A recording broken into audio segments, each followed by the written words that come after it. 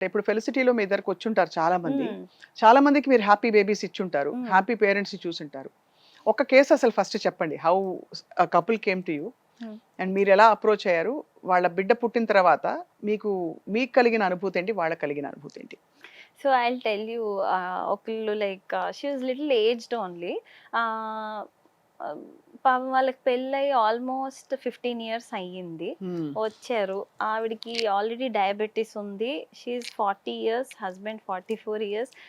ఇది వరకు చిన్న చిన్న క్లినిక్స్‌లో చూపించుకున్నారు. అవ్వలేదు. తర్వాత ఇంక వదిలేసారు. డబ్బులు ఎక్కువ. ఫర్టిలిటీ అంటే డబ్బులు ఎక్కువ అవుతాయి. ఇప్పుడు ఐవీఎఫ్‌కి డబ్బులు ఎక్కువ అవుతాయి అన్నట్టు వదిలేసారు. But somehow through they've reached us, they've approached me.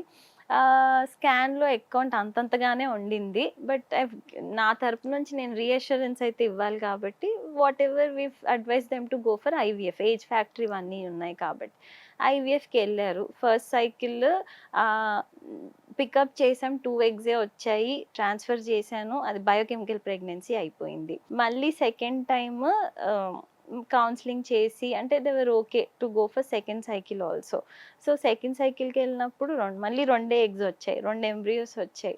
వీ've transferred. Now she'll about to deliver now. ఇప్పుడు ఆల్మోస్ట్ 38 వీక్స్. అయితే అంటే నేను ఎందుకు ఈ కేస్ గురించి చెప్తున్నానంటే, వీళ్ళకి ఐసోలేట్ అయిపోయారు వీళ్ళు. అంటే ఈవెంట్స్‌కి పిలిస్తే వెళ్ళకుండా, ఊరికే వెళ్ళకుండా, అయ్యో! వాళ్ళకి వాళ్ళు అందరూ ఎక్కడికన్నా ఎళ్తే ఎంతమంది పిల్లలు ఇంకా కనట్లేదేంటి?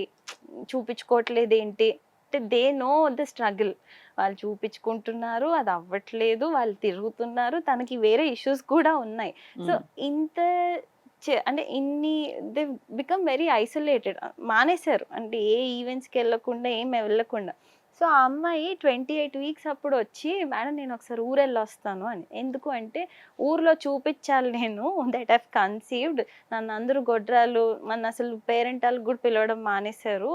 I have to go show that నేను కన్సీవ్ అయ్యాను అనేది నేను చూపిచ్చాలి. మీరు మా జీవితానికో అర్థం జెప్పారు." Because at a certain point without kids ఇద్దరే ఉండి దేర్ ఇస్ నథింగ్, అంటే ఏమి ఉండదు. మాకు మా కంపెనీ. జీవితానికో అర్థం చెప్పారు మీరు అంటే, అంటే అనిపించింది. Okay. They carry so much of baggage behind. అవన్నీ ఒక పాయింట్‌లో బయటపడతాయి అని. అది. That I felt happy.